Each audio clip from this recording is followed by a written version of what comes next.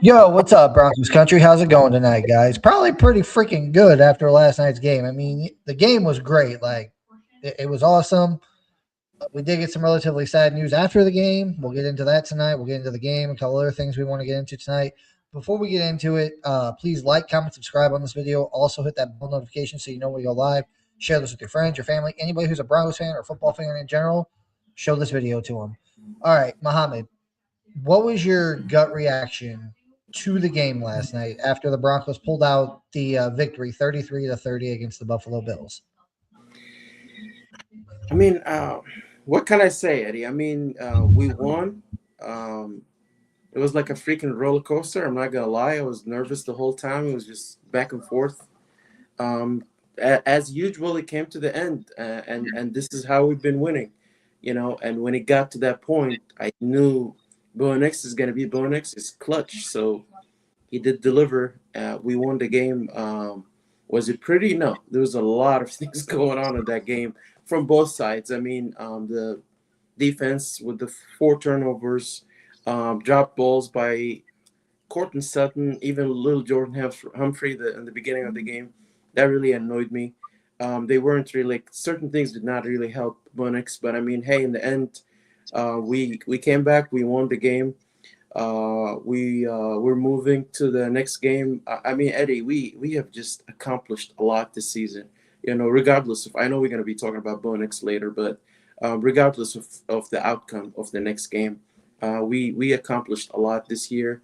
I'm very happy with the team. Very impressed. I'm glad we won, and let's go, man. We're moving on to the championship game. Go ahead, Eddie. I know you got a lot to say. So I was you're right about one thing, man. It was an emotional roller coaster of just holy crap. Like the whole game was an emotional roller coaster. I was angry, sad, happy. I went through every emotion in the book last night, and the Broncos pulled it out 33-30. Win another close one score game again. And I'm sorry, but teams like that to me, I know it's been, said a million times. I know we said it on this show, you know, that makes you battle tested.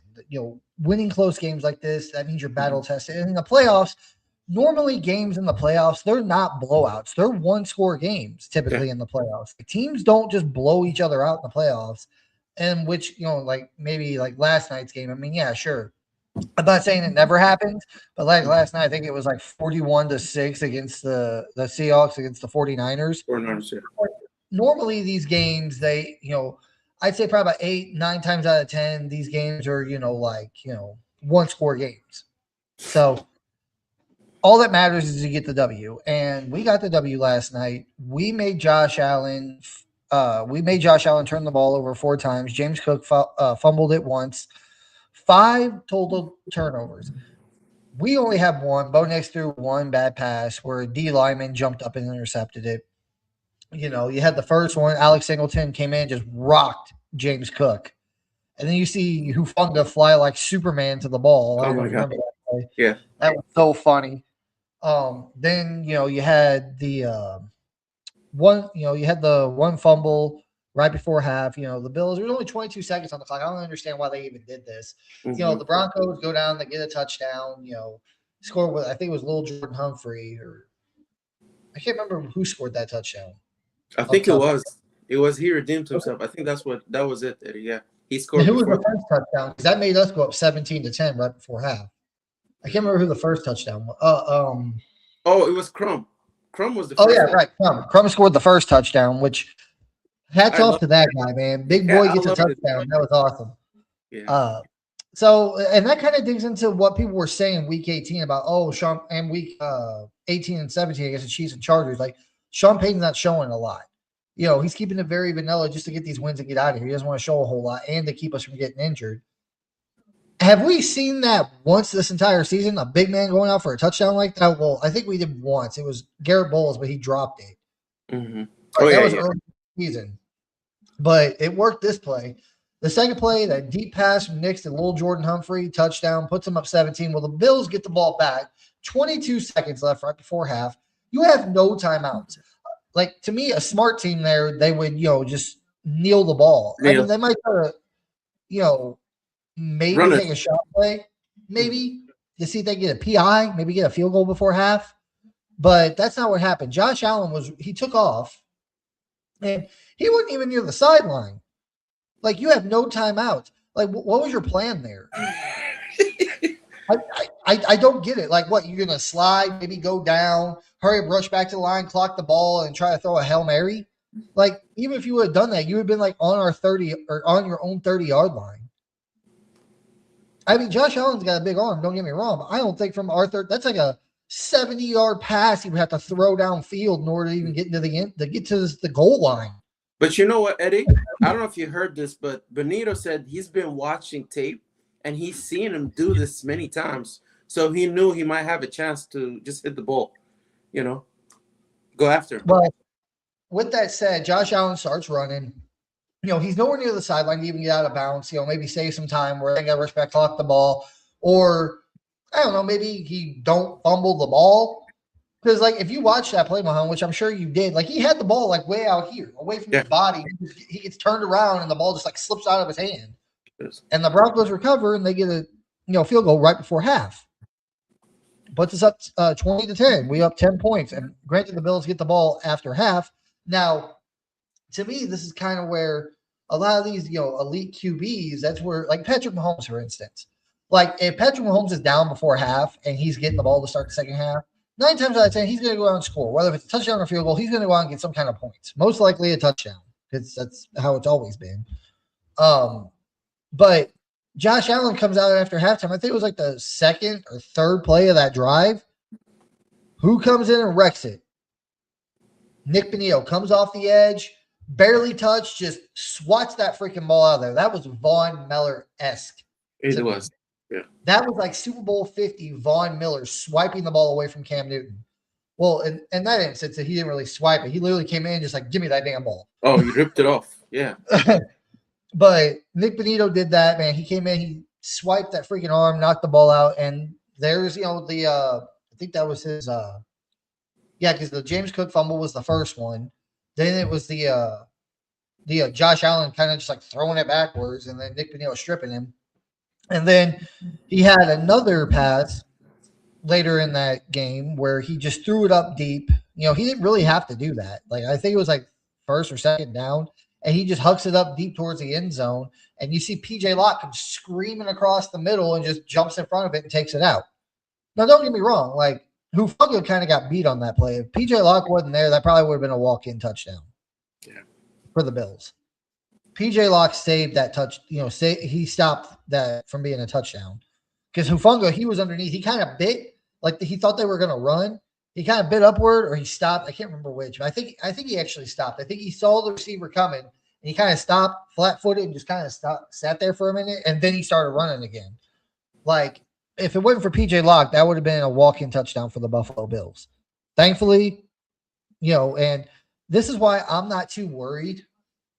I mean, I want Brandon Jones back. Of course I want Brandon Jones back, but I don't even think he's going to be back. Like, if we win this week against the Patriots, Brandon Jones, I don't even think he's going to be back for in time for the Super Bowl. I don't. But with that said, I'm comfortable with PJ Locke back there. The guy knows how to read a freaking blitz, or how to read get up there. If he needs to tackle somebody, he can tackle. He can play coverage. I'm fine with PJ Locke.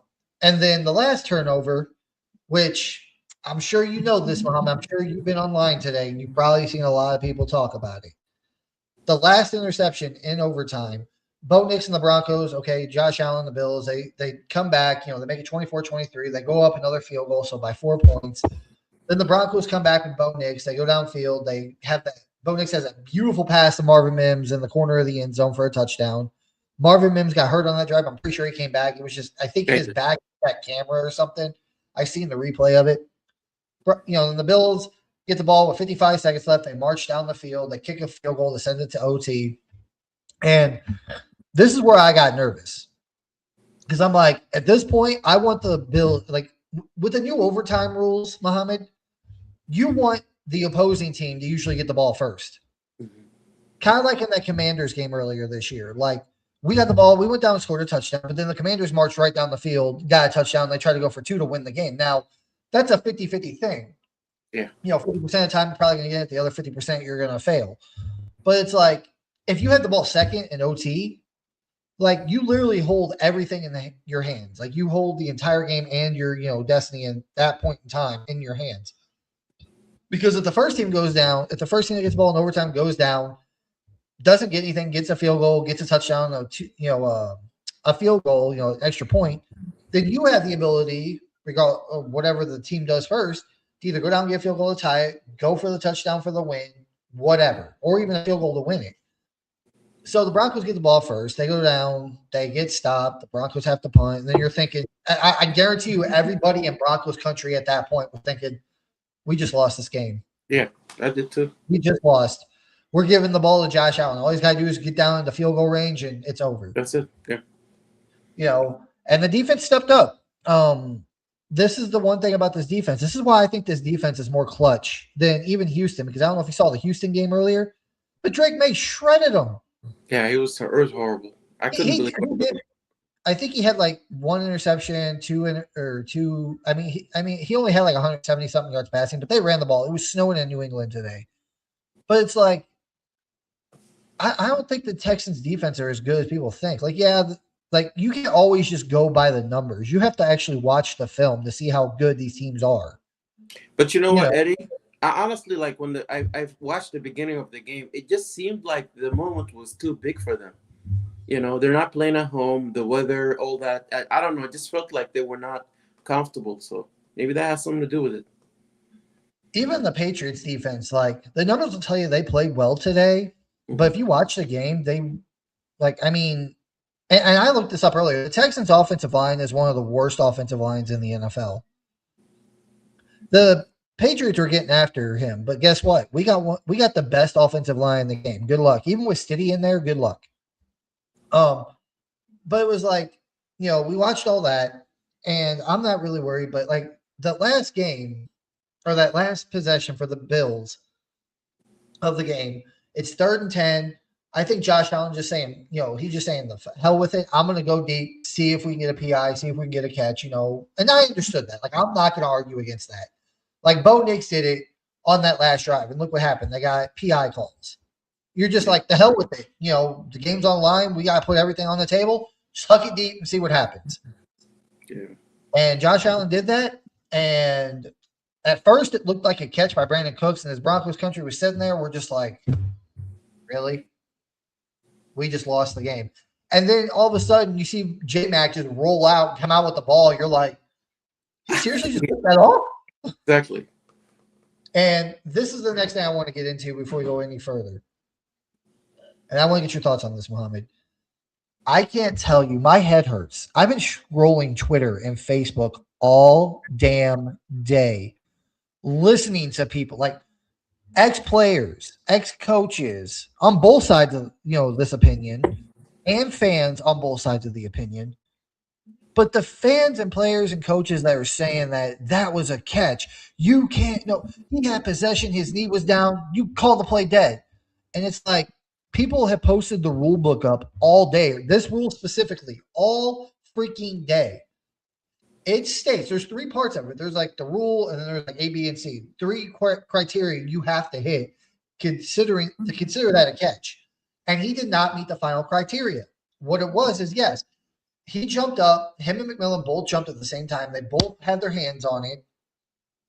And people were arguing like, oh, well, he had possession with his knee down for like a millisecond, basically. It's like it doesn't matter. In that time, in that part of the time, you have to maintain throughout. It'd be no different than if the receiver was there by himself. Okay? Say J-Mac wasn't even there. The receiver goes up, catches it, comes down with the ball in his hand. He hits the ground, and then the ground forces him to lose the ball. Yeah. Would anybody argue that was a completed catch? No, you'd say that's incomplete. We had a similar situation in that earlier in the game. That one pass, I can't remember what pass it was. I think Josh Allen was rolling out to the right. A flag got thrown. You see Josh just huck it up into the end zone. The receiver goes up, catches the ball. He has it for like a second in his hands. His feet are down, but he drops it. Yeah.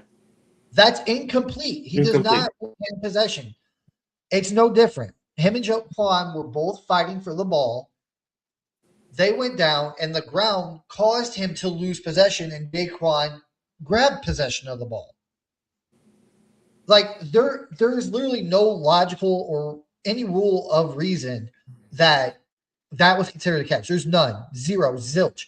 I've seen so many Hall of Fame players come out today on both sides, and it's like, and people are posting the rule up. Like you can go look up the rule, and these people are just crying and crying and crying about it, saying that was a catch. Once he has possession, his knees down, and the defenders contact him, it's over. No, you have to complete the process. What about whenever you're running across the field, you grab the ball, and the receiver like gets the ball in his hands, even if he has possession of it for 1 minute. What's it saying? You have 1, 2, I think you have like 3 feet in or 3 steps or a football move before it's considered a fumble, right? Yeah. But that's the thing. It never. But that's if the ball hits the ground. That's his scenario. But the ball never hit the ground. They were hand fighting. They both went up.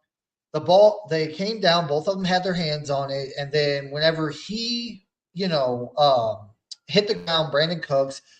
He never had possession. And if he did, it was like a millisecond. It didn't matter because he's got to maintain the process of the catch. Exactly. He's got to go through the whole process. Yes. You can't just be like, split second, got possession of the ball, knee down, defender's touching me, it's over. No, that's not how it works. You have to maintain possession. You got to survive the ground.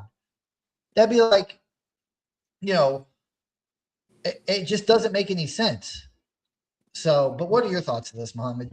I mean, Eddie, honestly, like my head was hurting because I went through the same thing you were going through. I was replaying it. I was reading what people were saying. Looking up the rule, it's like you said, it's not a complete pass because he did not maintain control of the ball. McMillan just stripped it off his hand. So if you did have control, you would have had, right? But I thought maybe because I'm a fan, I'm being biased. So I asked somebody who wasn't a Broncos fan, and he said he said that it was an interception. I mean, like he did not maintain, like it was not a pass that he caught. He did not catch it, right? So it's our ball. So it's a turnover. So I think, Eddie, in my opinion, I think it's more of people sort of like hating on the Broncos for winning than it is about that. Because I noticed that there's a lot of bias, towards us, like against us for some reason. So it's not really about the call. It's just the fact that the Broncos won. Honestly, that's what I think. Well, even Gene Steristor, I think I said his name right. I can't remember, but he's like the rule analyst in the football. Like when like a penalty comes up or a catch or some controversial call like this one yesterday comes up, he's the one that's like, he's like, oh no, by the rules, this is no, this is the right call, or no, this is the wrong call by the rule definition. Even he came out. He came out last night on television, and I saw him today on Twitter saying, no, this was not a catch. He clearly did not have possession of the ball, and you have to complete the process in order to get that catch. Like, if he would have landed that, like, if he would have went up, caught the ball, knee down, McMillan touched him, he would, like, it doesn't matter. He still had to complete the process because, again, like, McMillan wasn't there. Guess what? The ball bounces out the second he hits the ground. Guess what? It's over. It's an incomplete pass. Incomplete, yeah. So it's no different. So even he was saying it, and honestly, what you said that it's because the people don't like the Broncos, and I do kind of agree with that a little bit. Like I said, we're a flyover city. Nobody gives a damn about us out here in Denver. If we win the Super Bowl, they're still going to be talking smack about Bo Nix, Sean Payton. They're going to be like, oh, they're not good enough, even if we win the damn Super Bowl. They did the same thing 10 years ago with Peyton Manning and Gary Kubiak.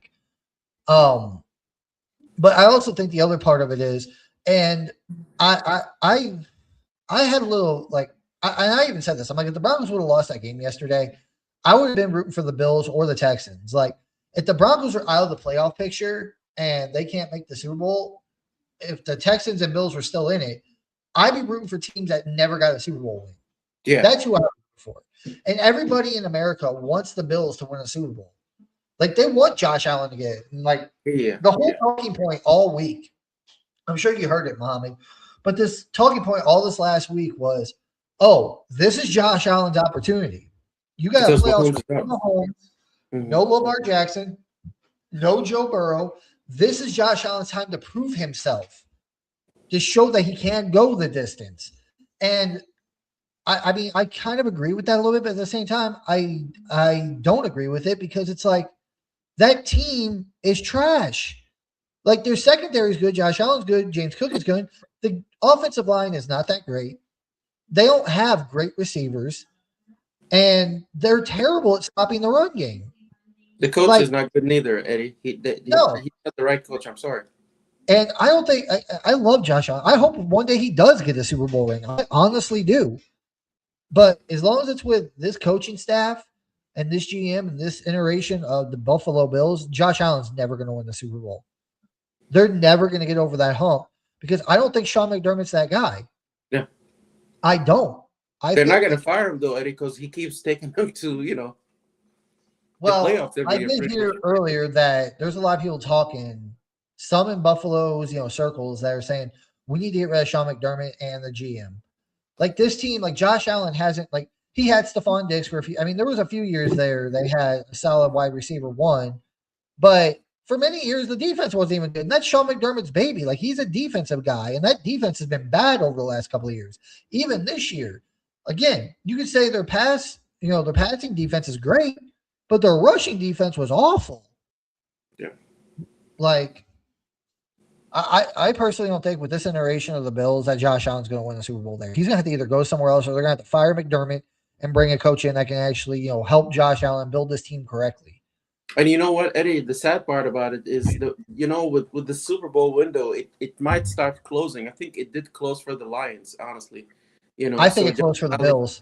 I think this is it.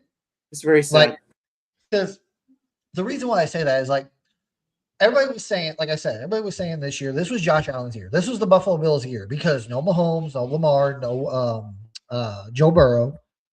You got all these young, unproven quarterbacks coming into the NFL playoffs. You got Sam Darnold. I'm sorry, that's the NFC. My apologies. You got C.J. Stroud, Bo Nix, Drake May. Who was the other one? Wasn't there another one in there, Muhammad? Who else? Drake May, C.J. Stroud, Bo Nix. Who was in the? Oh, Trevor Lawrence, who's I think had one playoff win, and Justin Herbert. Justin Herbert, your favorite quarterback, Eddie. Yeah, totally. But it was like this was his year. Yeah. And now that they're out of the playoffs, like I don't know.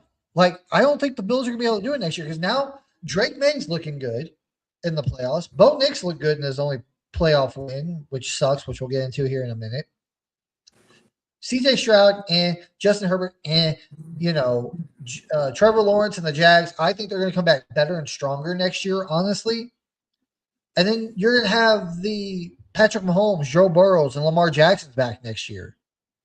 Like, you're going to have all these quarterbacks back. This was Josh Allen's best opportunity. And I strongly believe that. But at the same time, it's like, it's the Buffalo Bills' fault more, in my opinion, because you got people out there blaming Josh Allen, saying, oh, Josh Allen's a bust. Josh Allen's this. I'm like, I don't think he's a bust. That guy did everything he could. Yeah, he had a couple of bad turnovers. I understand. He needs to clean that up. And, for a few years there, he did clean it up. But I think Josh Allen was just trying to play superhero because he knows, kind of like Patrick Mahomes sometimes, and these great quarterbacks. They're like, my receivers can't do shit. My Eddie, defense he's ain't carrying the nobody. team. What else they want him to do? He's pretty much carrying the team. Come on. And when you're a quarterback and you're trying to carry a team like that, you're going to make mistakes. It's going to happen. Exactly. Because you're putting everything on your shoulders. You're trying to activate Superman mode, like, hey, I got to go out there and I got to do this myself. And the fact that, in my opinion, the fact that quarterback has to feel like that because he believes the team is refusing to build around him and help him, that he's got to resort to, hey, I got to be Superman. I got to put on the cape. I got to go out there and do this. Otherwise, we're not going to win. And everybody in the NFL, national media, they say the same shit. They're like, Josh Allen has to do this by himself because he doesn't have the team around him. So in that scenario, yeah, Josh Allen's going to make mistakes because he's going to be trying to do everything himself, which regardless if you think it's, he needs to do that or you don't think he needs to do that, the fact that he believes he has to should tell you more about the organization than Josh Allen, in my opinion. But I mean, Eddie, like, I don't know if you've seen his press conference. I watched a little bit. It was hard to watch, man. The guy was so emotional. Oh, I know. He was He crying. was So was so hurt. I think Deion Dawkins was too. They did an interview with Deion Dawkins in Yeah, the locker room. yeah, He was crying too. yeah. It's hard. And They don't thought get this me is wrong. was their year. This is the time where they go to the Super Bowl. They honestly believe that. And don't get me wrong. Like, I'm glad the Buffalo Bills lost because my Broncos won. Like, True. I'm always going to support the Broncos. But just to know that heartbreak in Josh, and it ain't just about this year either. Like, yeah, this was their best year to go do it, but it wasn't just about this year. It's about all those tears that those two guys cried last night. Like, again, it wasn't just about this year because they thought this is their best year. Yeah, they probably thought that, but this is about years past where they just couldn't get over the hump. They couldn't beat Lamar Jackson. They couldn't beat Patrick Mahomes. They couldn't beat Joe Burrow. Yeah. And now I think Josh Allen realizes Joe Burrow, Lamar Jackson, and Patrick Mahomes are going to be back next year. Now we got Bo Nix, Drake May, CJ Stroud. We got all these other young quarterbacks coming up. It's like it's harder. It's only going to get harder than It's like this is why I want the Broncos to win the Super Bowl this year because do I think they're going to win the 1 seed next year? Probably not. It's hard. Like it's not that I don't have a faith in Sean Payton or Bo Nix, but it's going to be a dogfight next year in the AFC. Like again, I've said before and I'll say again, I don't think Patrick Mahomes tore his ACL. What was it, week 15? Something I think like this that. year, 15 or 16. That guy is not going to be back by the start of the season next year. He probably won't be back until over half. Like he'll probably be back by like week 11. By that time, the Chiefs, like I don't know, it depends on who their backup quarterback is and what happens with them this offseason, what they do. They might not even be in the playoff run at that point again without Patrick Mahomes. So I feel bad for Josh Allen. And like I said, either he's going to have to leave Buffalo or they're going to have to hire a new coaching staff because as long as that current coaching staff is there and Josh stays in Buffalo, he's never going to get a ring. But Eddie, do you think it's justifiable for them to fire McDermott? Yes, I do. 100%. I really do. And the reason why I say that is because I said it earlier. Over the last couple of years, the defense has not been that good. That is that'd be like Sean Payton coming into Denver. And, the defense is all right. You got a superstar. Like say Payton came in, you got a superstar and Patrick Surtain on one side. And, you're good at stopping the run on defense, right? You're great at stopping the run, but your pass game, and then on your side of the ball, Sean, the only thing you're really good at is maybe running the ball, passing the ball, but you're not great at running it, and your offense is still struggling. Like, they can't beat, young quarterbacks. They can't beat a Mahomes. They can't, how long would Sean Payton last? Not even Sean Payton, just any freaking coach in that situation. Defense is his side of the ball. Yeah. If anything, that should, like, if you're not going to have playmakers on offense because you can't afford them because you got all your money right, kind of like a Mike Tomlin thing. Never could really get the offensive line right. Couldn't really get receiver, quarterback, all this stuff right. But your defense is the highest paid, and they're really, really good. And even at the end of Mike Tomlin's career there, the defense wasn't even that good. So it's probably going to happen next season, Eddie, not this season, probably next season. They're going to wait. They're not going to go nowhere. I don't think they're going to go to the Super Bowl next season, let's be honest. And then they're going to be like, oh, now we got to fire him. Yeah, but here's the thing. You're better off firing Sean McDermott now and bringing in someone that will actually build this team. Josh Allen's going to be 30 next year. You've already wasted most of his prime. Good. And I'm sorry, but like once a quarterback hits like 30, especially someone like Josh Allen, who's a big physical quarterback that, he'll run, he'll take the big hits to pick up the yards. It's going to add up. Yeah, those careers usually don't last long. Josh Allen's going to be 30 by the start of the season next year. I would fire Sean McDermott now and go out and get a guy that would build this team within a year or in one offseason to maybe where you can start competing. I'd say Josh Allen maybe he's got 2, maybe 3 years max left to be the kind of player he's been. Yeah, the big quarterback, not like the arm strength. Maybe the arm strength will start deteriorating, but I'm talking about his ability to run and be physical and just plow over guys and pick up yards. Like I think he's got 2-3 years max left on that before his body is really like, hey man, you got to stop, or he starts getting really hurt.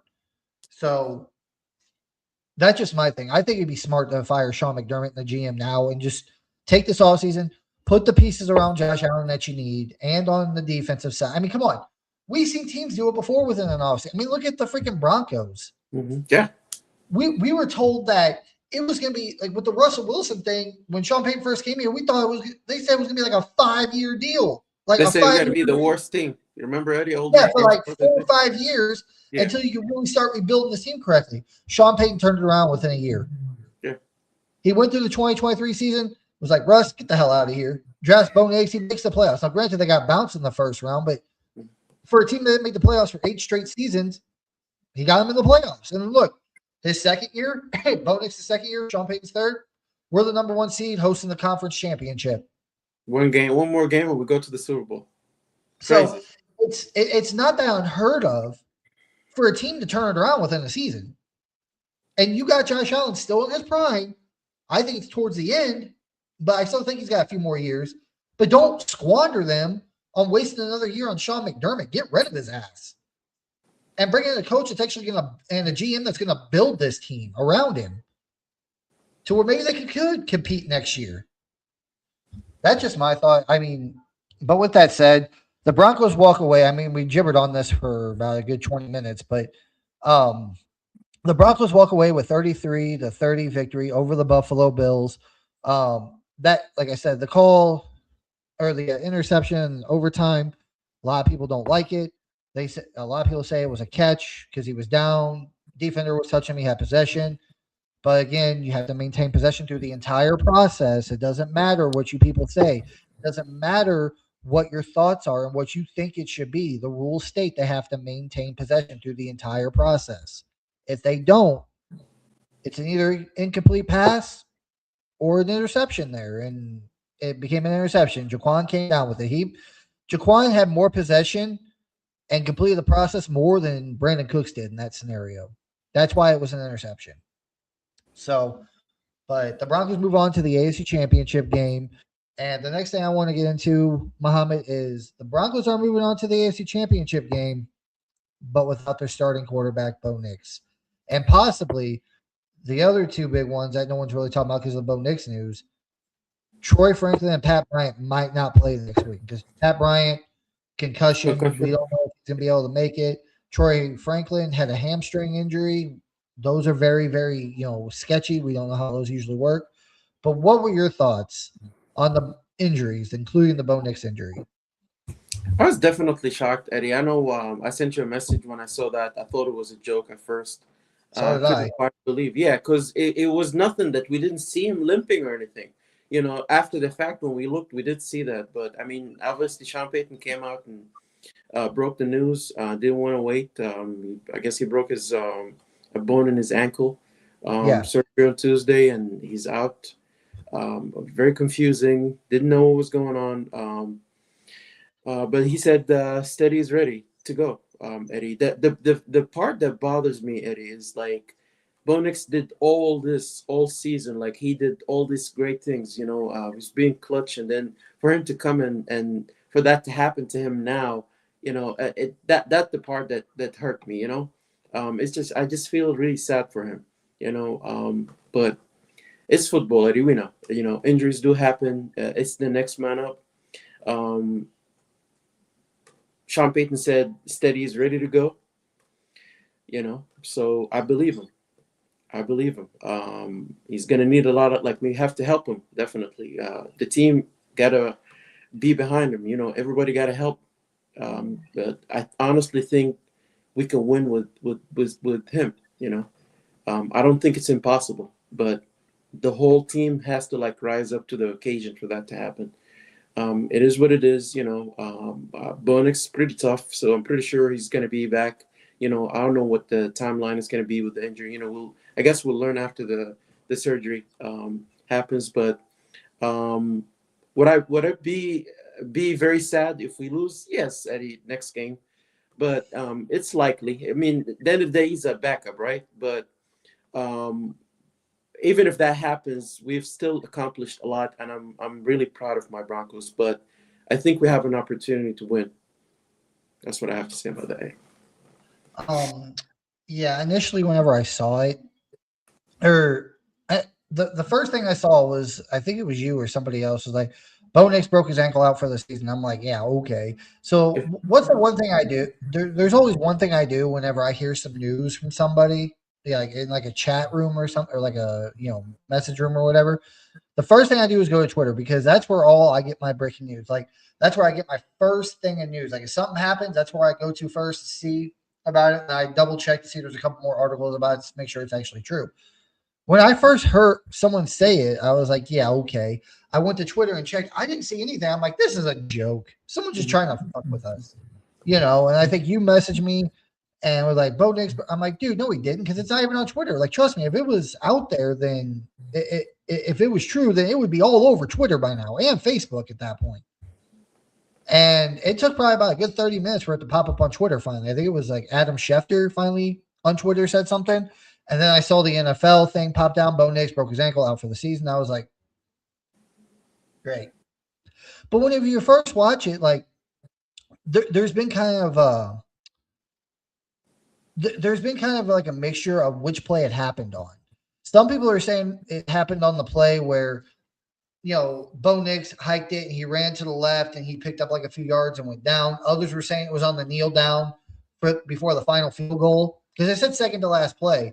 And the second to last play, if you include the field goal as a play, which you do, would have been when Bo Nix, ran over, centered it, and kneeled down.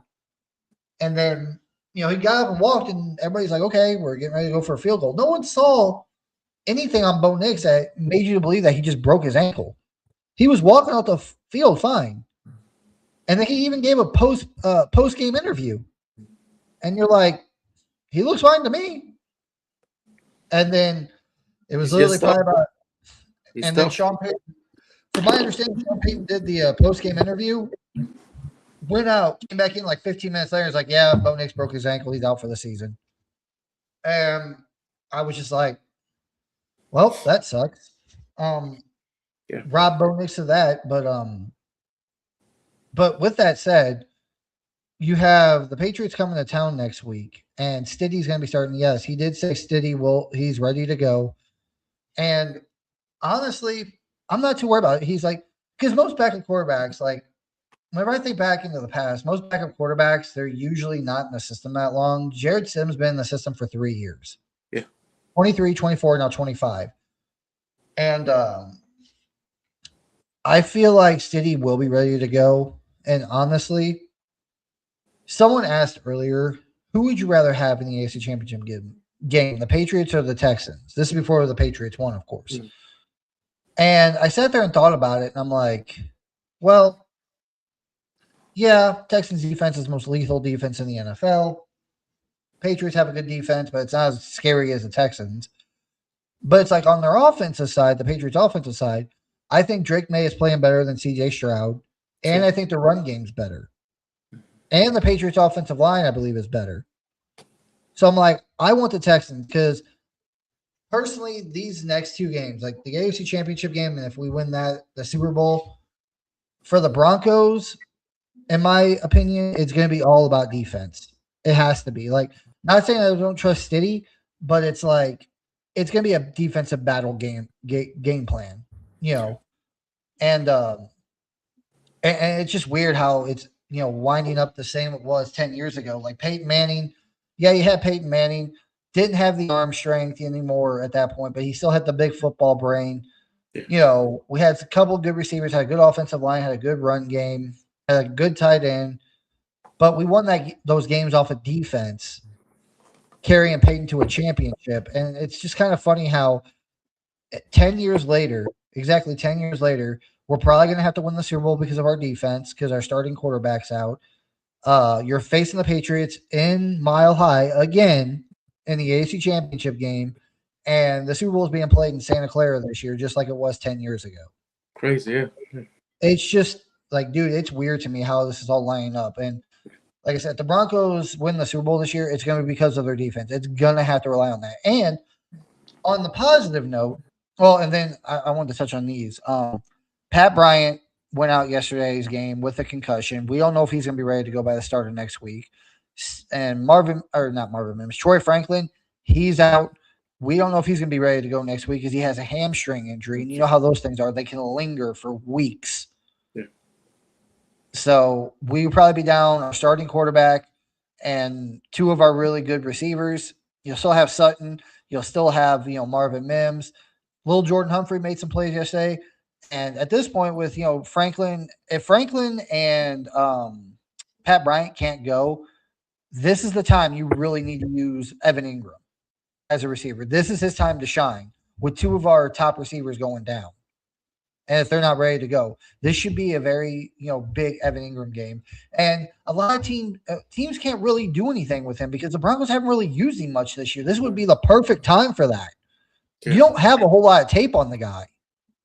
And you know what, Eddie? I want to just add something before I forget. Having Stidham might be an advantage for us too, because there's not much tape for them to watch, right? Like for the Patriots, they'd be like, "Well, we thought it's going to be Bo Nix, but it's not Bo Nix. Like, what are we supposed to do now?" So you could use that to our advantage. But I agree with you. It's all about defense. It's going to be about the defense. And Stiddy, he has good. I don't think he has the same arm strength as Bo, but he's got good arm strength. He's been in the system for 3 years. He's really good. He usually whenever your starting quarterback goes down, your backup usually you want him. He usually best case scenario for a backup quarterback, especially for the team, is he starts a few games, starter comes back. Well, thankfully for the Broncos, they only got possibly 2 more games the rest of the season. Yeah, so that should be enough. Stiddy should be able to come in, handle the business. Just don't turn the ball over, Stiddy. Just don't turn it over. Control the clock and just keep the ball safe. And let the defense do the heavy lifting. And the Broncos could win the Super Bowl. Yeah. But at the same time, I wanted to bring this up, talking about the injuries to Pat Bryant and Troy Franklin. It's a very strong possibility that we get Luke Wattenberg and J.K. Dobbins back this week. Oh, my God. I hope so. And that's the big thing to me. Everybody else made out healthy outside of, Pat Bryant, Troy Franklin, and Bo Nix. Again, I don't think Pat Bryant's going to play this week. I think Troy Franklin has the most, clear-cut way to be the only player that got hurt yesterday to make it back next week, depending on how that hammy feels by the end of the week. But if you can get Luke Wattenberg, your starting center back, and your starting running back back, Brandon Jones is out indefinitely, but PJ Locke is more than capable of dealing with this. I think if J.K. Dobbins comes back this week, you run the piss out of the ball. You hammer J.K. Dobbins into the ground, hammer those defenses, and play our defense. If we can do that, especially with this offensive line's healthy. You're just missing Wattenberg. If he comes back this week with J.K. Dobbins, you got your starting offensive line back, starting running back. You got Harvey, you got McLaughlin, who's been doing well. You got Evan Ingram still, Cortland Sutton. You got Marvin Mims. You got little Jordan Humphrey, who's been dealing pretty good.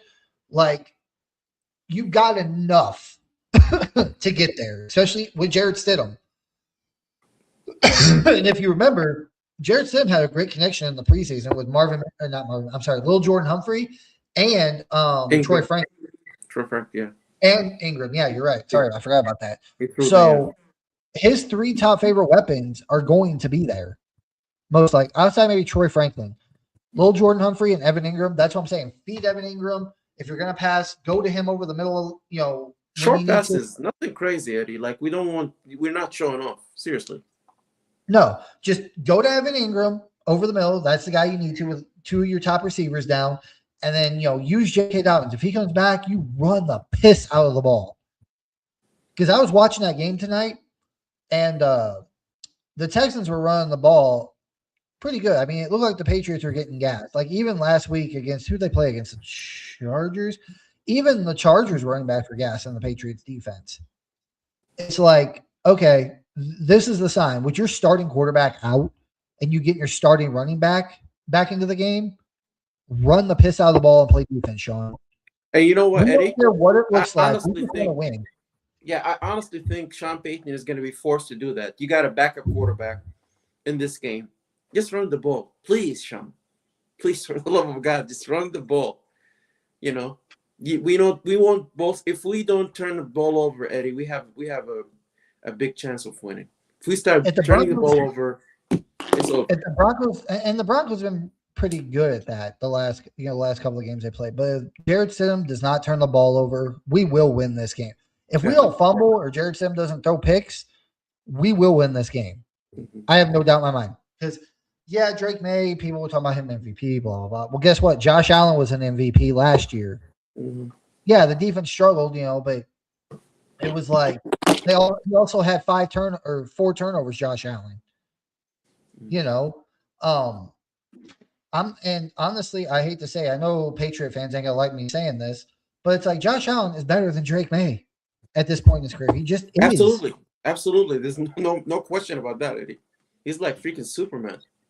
And the fact that the Patriots are going to have to come to Denver to play the Broncos, even with Stiddy, dude, whenever I was there for the Jacksonville game, even yesterday, I was talking to a friend of mine today. He texted me. He's like, dude, that place was rocking. He's like, it was rocking so hard, I thought the stadium was going to collapse. He said people were loud, and it really messed with Josh Allen. You could see it on TV. Yeah. What do you think that's going to do to Drake May, a guy that's literally in his first play? Like, this is his first year in the playoffs. He's had 2 playoff games he's won, but both of those games were at home in Gillette, where he was able to have a nice, quiet, calm, and be able to do what he needed to do. You're coming to Mile High in this altitude at this time of year with the freaking place banging. Good luck, Drake May. That's all I got to say. So, I already, and the other thing I want to touch on, Mohammed, I want to get your thoughts on this. The one thing we've been hearing all goddamn season is that a lot of people are saying, well, I don't know about Bo Nix. Bo Nix this, Bo Nix that. Can he do this when it need be? Blah, blah, blah, blah, blah. Just bashing Bo Nix. This past week, we were 1.5 dogs at home against the Buffalo Bills with Bo Nix. This is where it gets kind of freaking screwy with me because I'm like, okay, so either the market is telling us they messed up on what they said about Bo Nix originally in the past, or they're just flat out liars. Is that this week, I looked it up about 20 minutes ago, is that the Broncos are, what did I say, 4.5-point dogs at home against the Patriots.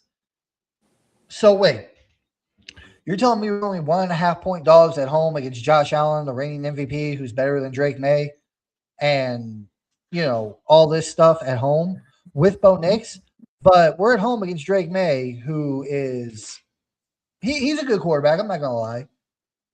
Doesn't have a dominant as a running game at home, but we don't have Bo Nix. But yeah, we're 4.5 dogs. So that tells me one thing. That tells me that these people know that Bo Nix is really good and that he could win a Super Bowl if he wanted to. Because what would this line be right now if Bo Nix never would have got hurt last night? The Broncos probably be favored at home, I'm sure.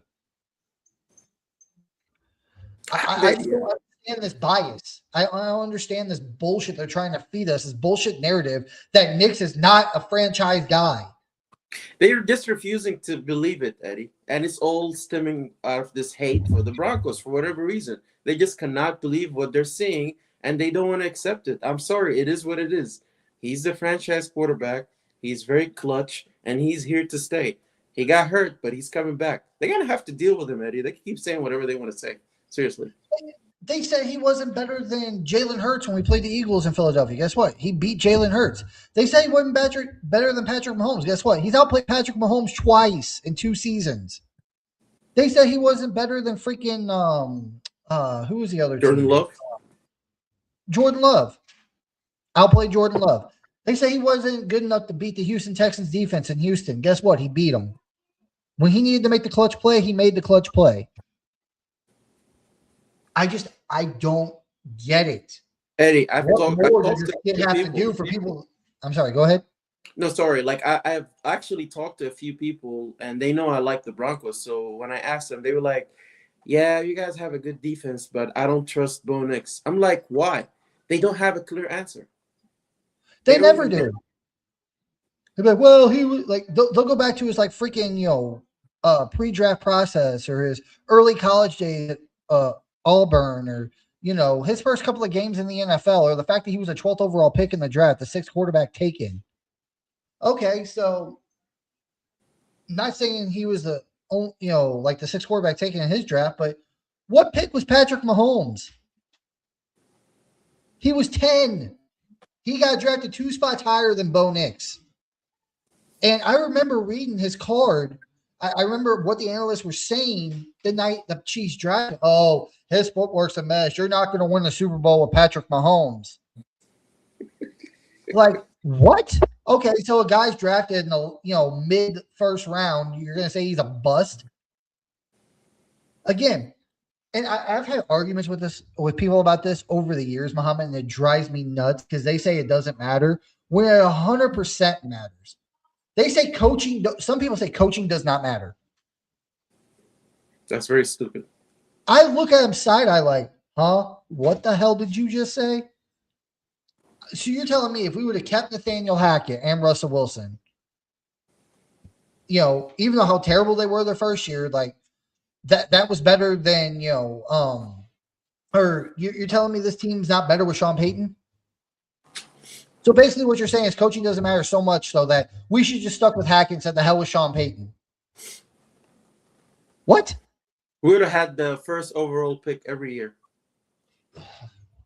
I can't stand that stupidity. I've said it for years. For a franchise to be successful and win Super Bowls, you have to have, 4 things.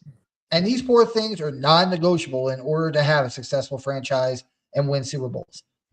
Ownership, GM, head coach, quarterback. You have those 4 things.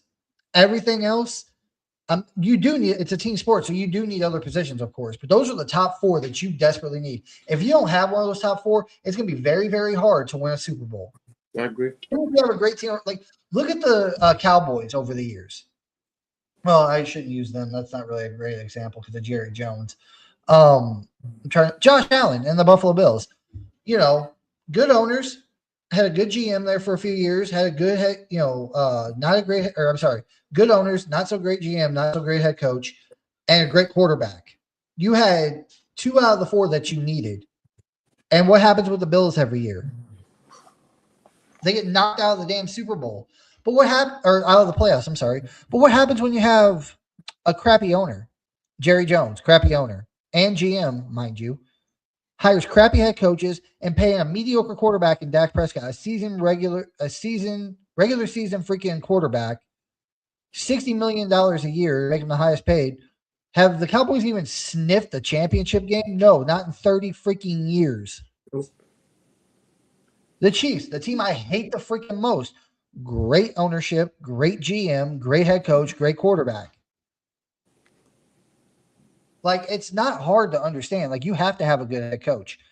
But, yeah, I don't get it. Like, I'm sick to death of people saying that Bo Nix is not the guy. Like, this team, and it terrifies people. Especially Nick Wrong, who I can't wait to hear his response tomorrow. Because he just like he guaranteed the Chiefs weren't going to lose to the Broncos that first time this year when they had Patrick Mahomes, when they were literally fighting for the division. I guarantee the Chiefs will not lose to the Broncos. He said the same thing last week about Josh Allen. I guarantee Bo Nix and the Broncos are not going to beat the Bills. Okay.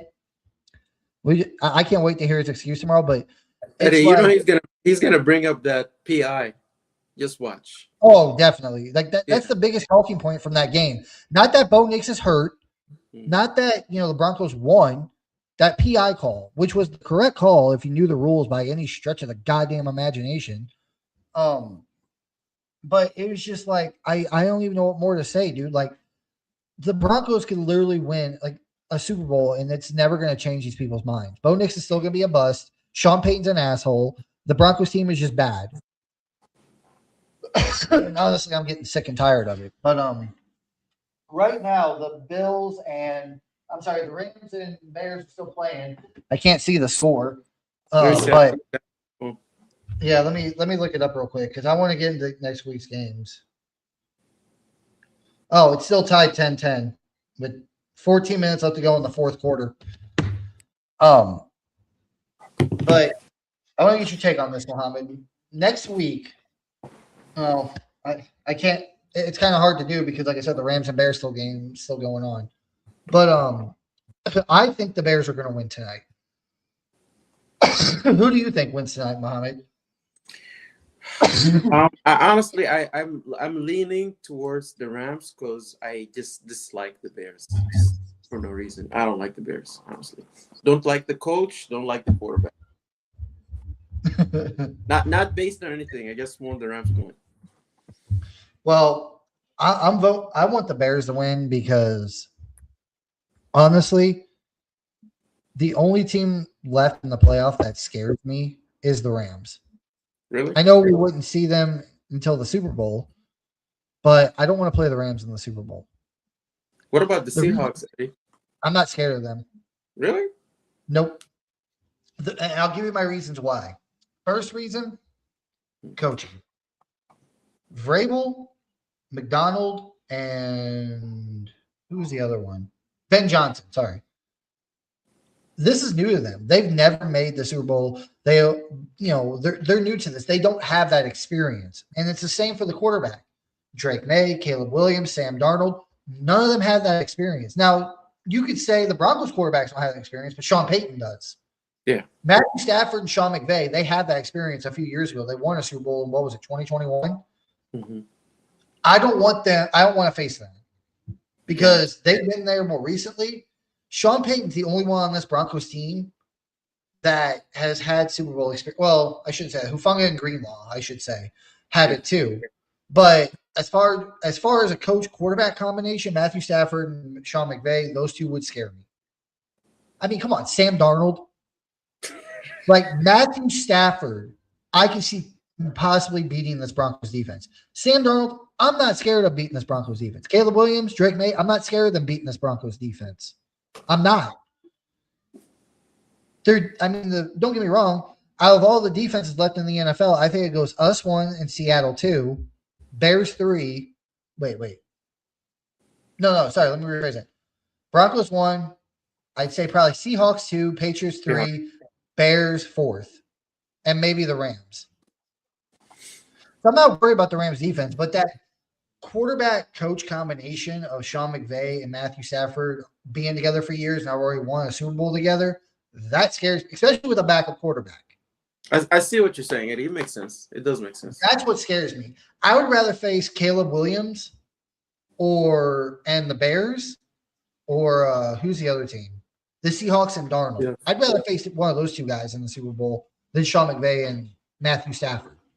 It might be a rematch, Eddie. It might be a Broncos Seahawks rematch. Who knows? Well, I really wanted the Bears to make it before Bo Nix got hurt. I really wanted the Bears to make it because I wanted to be the first pick in that draft versus the last quarterback in the first round of that draft. Going head to head in the Super Bowl. I would have loved that. But unfortunately, even if the Bears do make it, the Broncos do make it, that's not going to happen because Bo Nix is out for the year.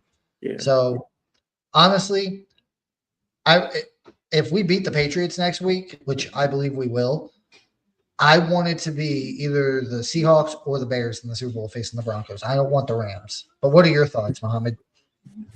Yeah, I mean, after what you said, it does make sense, Eddie. But I honestly just wanted to say, Eddie, like for next week, regardless of the outcome, even if we do lose, I mean, we got a backup quarterback. Let's just be honest here, Eddie. If we do lose, yeah, if we do lose, it's still okay. I honestly think that we still should be happy about what we have accomplished, and just think of the possibilities we're going to even be better next year, Eddie. The cap, free agency, all that. I can agree with that, but it's just if we lose next week, which I know is possible, but I mean, it's possible any given Sunday that you could lose, so, but to me, if we lost would be the worst thing imaginable, even looking forward to next year, not because, I'm like this team is going to win a Super Bowl, like even with a back, like I know any given Sunday, but the reason why it's going to make this offseason so much longer and just leave a bitter taste in my mouth is because of Bo Nix. Yeah. Because if we lose this game with Jared Stidham, I'm like, man, we were this close and we would just had our fucking starting quarterback. I know. Them is different than if you have Bo Nix and you go out there and you still lose, but it's like, all right, we were down Troy Franklin, Pat Bryant, Brandon Jones, maybe J.K. Dobbins or Lou Wattenberg. We need to add a little bit more of this offense. It's that unknown factor to me. What Like, if? what What would it if? have Right? been with Bo Yeah. Nix? Yeah. If you lose with Jared Stidham, like, you can maybe accept it because you're like, it's a backup quarterback, bro, and you're down 2 of your top receivers. Okay, but it doesn't change the fact it leaves that bitter taste in your mouth, and it's gonna make this offseason so much longer. Like, if we made the Super Bowl and lost with Jared Stidham, I would probably feel better because I'm like, hey, we made it to the Super Bowl with Jared Stidham. We won the AFC Championship game with Jared Stidham. If we had Bo Nix, we would have rocked this place. I don't know. I just think making it to a Super Bowl in Bo Nix's second year with a backup QB because Bo Nix went down, it wouldn't really quite kill me as much. You know what I mean? But I don't know, man. The championship game is just a different thing. And I'm just like, Yeah. I want to win this game and just make it to a Super Bowl because at least at that point, it's like Bo Nix, granted he's hurt. He's not, if we win this week, it's not going to be because of Bo Nix, of course, because he's not there. But it's like Bo Nix in the second year got the Broncos the 1 seed and won his first or his playoff game at home. He won. And he got hurt. But the Broncos go on to the Super Bowl. It's like, well, the Broncos made it farther than Jaden Daniels and the Commanders, Drake May and the Patriots, Caleb Williams and the Bears. But I don't know, man. I'd be okay with losing in the Super Bowl if we had Jared Stidham versus, because it's like, dude, if we had Bo Nix, we would have rocked this shit. But it's like, if you lose to Drake May at the championship game, at home, nonetheless, I understand Bo Nix is out, but you're at home. You lost one home game in like a year and a half. I think you're like 10-1 at home. That would just devastate me. It would. I'd be like, I don't know if I can last this offseason. It's gonna kill me. It's gonna eat away at me. It's like, because the only reason why the fucking Pats won is because Bo Nix wasn't there. Like, if Bo Nix was there, I would have, like, not saying I don't trust Stiddy, but he's not Bo Nix. No, it's clutch. We know he's got the arm strength. We know he knows the system. We know that he's okay at running an offense. He can do it. He's a backup quarterback for a reason. Mm-hmm. But does Stidham have that clutch gene? I mean, Eddie, honestly, I'm not going to say no because I don't know. But yeah, I mean, honestly, like, we can't be putting a lot of pressure on the kid, right? I mean, he's a backup, right? But it's going to be up to the coaches, honestly, and the other players to surround him and help him. He's still a backup, so coaching is going to be really important. And that's what worries me. Because why you say that? We've seen Sean Payton and Bo Nix's first 2 years. I mean, he didn't put everything on Bo Nix's plate last year, but he put a lot for a rookie. Mm-hmm. Bo Nix handled it well, but Bo Nix is a first-round pick. He put a lot more on Bo Nix's plate. He put, that's my worry. He put all this, on Bo Nix's plate his first and second year. Jared Simmons, in his, fifth or sixth year or something? And he's been in the system for 3 years. That's what worries me, that he's going to try to treat Jared Stidham like Bo Nix. And, he's going to make him pass 40 times a game and refuse to run the ball. Eddie, I mean, any sane person, I don't know if I'm not saying Sean Payton is insane, maybe a little bit, but any sane person would tell you what we have to do is secure, make sure you have ball security. Don't throw any interceptions, right? Don't turn the ball over. Run the ball and play good defense. We know we can play good defense. We know that, right? And then the other thing is just run the ball. Nothing fancy. Make it simple. Don't complicate it for a steady. Just make it simple. Let's go there and win it. If you start doing all this cute stuff, we are going to lose.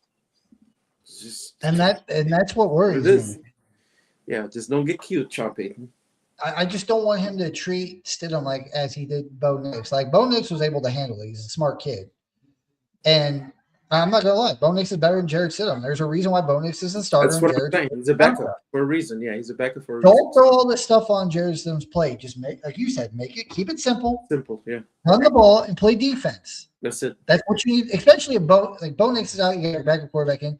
Especially if you don't have Troy Franklin or Pat Bryant, and if J.K. Dobbins doesn't come back this week, you need to just run the ball. And I'm sick to death. This is the other thing. I'm sick to death of hearing people say Harvey. I don't know about Harvey. The guy's a fucking beast. He can carry the load if you just give him the opportunity. He can, yeah. He can do it in the pass game. He can do it in the run game. I'm not worried about R.J. Harvey. Like, I want J.K. Dobbins back because that's going to be a big, big boost to this running back room. But again, Sean Payton, please, for the love of God, don't get too cute. Don't throw all this shit at Jared Stidham. He literally has been on the bench since preseason. I understand he's not a rookie. He's not a year two quarterback. But it's like, for the love of Christ. He really trusts quarterback for God. And the reason why I say I'm scared because of that is because of what he said in his press conference, and we talked about it earlier. He said, he'd be any other team would kill to have this guy as a starter. He said, watch out. And I'm like, why are you saying watch out? Why are you telling the other teams? Just play it down so they don't know what we have, Well, it's like, if he was a starter and he could earn starters money, why wouldn't he go do that? But I mean, he's only making $5 million a year right now. If a team really thought he was a starter, hey, Jared, we'll give you $20 million a year to come here and be our starter, he would get to play and get more money. Why wouldn't he do it? But Eddie, I tell you something. If Stidham manages to win this game, and we go to the Super Bowl, regardless if we win the Super Bowl or not, there's going to be teams asking for his help, for his services. They're going to be trying to trade for him. It's going to be like Nick Foles. Yeah, somebody will be like, "Hey, we'll give you a first round, second round." After that Super Bowl victory, people were offering Nick Foles contracts because they're like, "Hey, he won a Super Bowl. He beat the GOAT Tom Brady." Yeah. So that's the opportunity for Steady too. So, come on. Well, I'm fine with that. Like, if Steady wants to leave after this year, if he goes out there and he helps us win the Super Bowl, and someone wants him, because I don't know, they would have to trade for him because we signed him to a contract. I think he's under contract, 3-year contract or something. Mm-hmm. Yeah. We signed him for multiple years. And Eddie, for a second round pick, I'll trade him. I'm sorry. Bye. Yeah, someone's like, hey, we'll give you a second round pick for Steady. There you go. Yeah, take him. So, but yeah, just don't get too cute, Sean. Just don't get too cute. Run the ball, play defense. Don't put a lot on City's plate, and we're gonna make it to the Super Bowl and possibly win it. But anyway, Mohammed, any final thoughts or comments before we get out of here tonight? Because we're over an hour already. Yeah, man. I mean, I just want to tell Broncos country that we can win with him. Jerson, we can win with him. It's not impossible. Just think like we're just automatically going to lose. It's just up to Sean Payton. I have a good feeling about the game. So go Broncos. I feel like Sean Payton's finally going to realize, like, hey, I got a backup quarterback in there. I'm down 2 of my top receivers. I get my number 1 running back this week. If that happens, hopefully, I'm going to run the ball, and we're just going to play defense. Exactly. Eat the clock. Sean, don't try to be getting style points. Don't try to be cute. Just go out there and win the damn bowl. That's all we ask. I don't care if next week's game against the Patriots is 10-7 like it was against the Raiders. Mm-hmm. I don't give a damn. Just win the damn game. Let's go to the Super Bowl. The Super Bowl, same thing. I don't care if the score is 13-10. Just win the damn Super Bowl. Because you know what? No one's going to give a crap or remember what the scores were whenever you have that 4th Lombardi trophy sitting in the cabinet at the freaking facility. Nope. So just go out there and do that.